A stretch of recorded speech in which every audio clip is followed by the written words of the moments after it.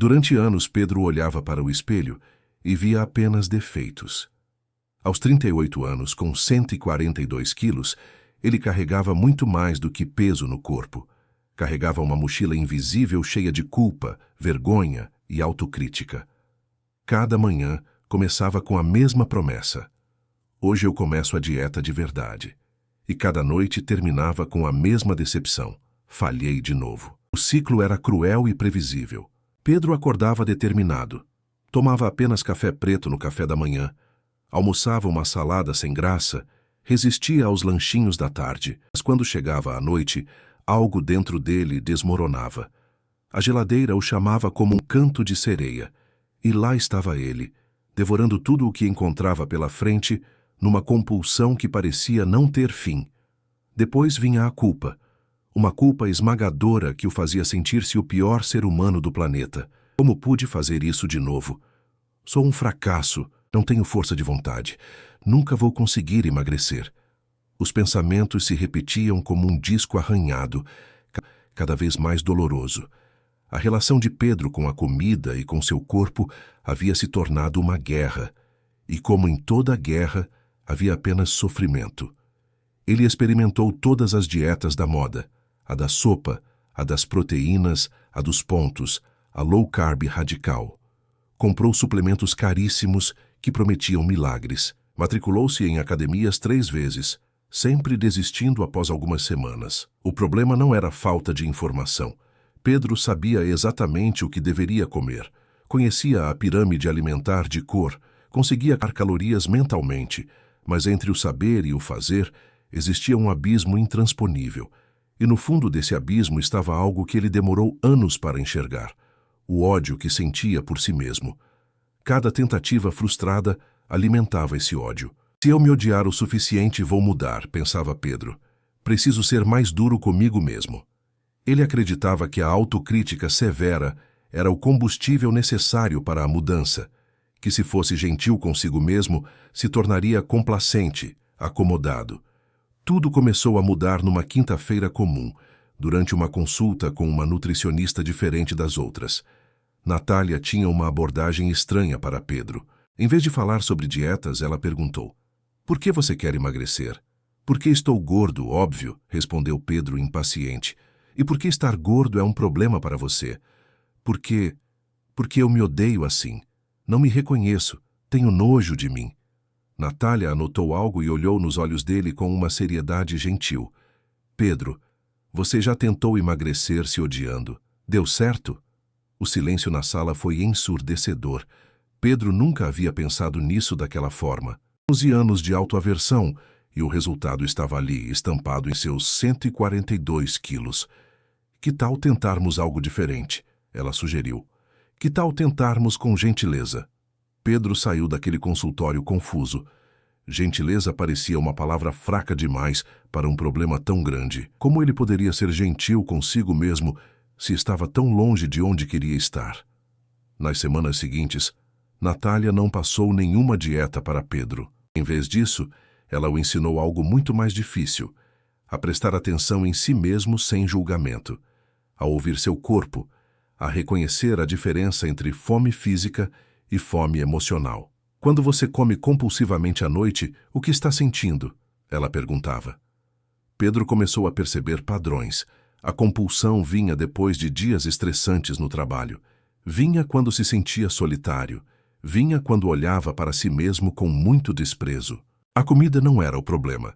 Era a tentativa de solução para outros problemas. E se em vez de se punir após comer, você simplesmente reconhecesse: "Estou usando a comida para lidar com algo difícil", sugeriu Natália. Sem drama, sem culpa, apenas um reconhecimento honesto. Parecia simples demais para funcionar, mas Pedro começou a tentar. A primeira grande mudança não foi na dieta, mas na conversa interna. Quando Pedro se pegava em pensamentos autodepreciativos, ele pausava e perguntava: "Eu falaria assim com um amigo?" A resposta era sempre não. Ele jamais diria a um amigo que ele era nojento, fraco ou fracassado. Por que então falava assim consigo mesmo? Ele começou a substituir a crítica feroz por uma observação neutra. Em vez de Comi demais de novo. Sou um lixo. Passou a pensar. Comi mais do que meu corpo precisava. Estou me sentindo desconfortável. O que posso aprender com isso? Foi difícil no início. Parecia que estava sendo bonzinho demais consigo mesmo. Mas aos poucos, algo extraordinário começou a acontecer. A compulsão diminuiu. Quando Pedro parava de se atacar por comer demais, a urgência de comer para afogar a culpa também diminuía. O ciclo vicioso estava se quebrando. Com a ajuda de Natália, Pedro começou a fazer mudanças pequenas e sustentáveis. Nada de dietas radicais. Nada de cortar grupos alimentares inteiros. Nada de sofrimento desnecessário. Ele aprendeu a adicionar em vez de restringir. Adicionou mais vegetais às refeições, não porque tinha que, mas porque descobriu que se sentia melhor depois. Adicionou mais água. Adicionou caminhadas curtas depois do almoço, não como punição, mas como uma pausa gostosa no dia. Pela primeira vez, Pedro não estava fazendo mudanças porque se odiava, mas porque estava começando a se importar consigo mesmo. É uma diferença sutil, mas poderosa. Nos primeiros 3 meses, Pedro perdeu apenas 6 quilos. Em qualquer outra tentativa, ele teria desistido, frustrado com a lentidão. Mas desta vez, era diferente. Ele não estava em uma corrida. Estava construindo uma nova forma de viver. E algo mágico aconteceu. Sem a pressão constante, sem o ódio pulsando em cada decisão, fazer escolhas saudáveis ficou mais fácil. Não era uma luta diária. Era, gradualmente, se tornando natural. Pedro percebeu que cuidar de si mesmo não era um ato de vaidade, mas de respeito. Que seu corpo não era um inimigo a ser domado, mas um aliado que merecia atenção e cuidado.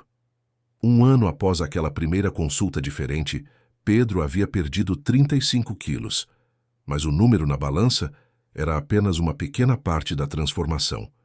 O mais importante aconteceu internamente. Ele não acordava mais pensando em quanto se odiava.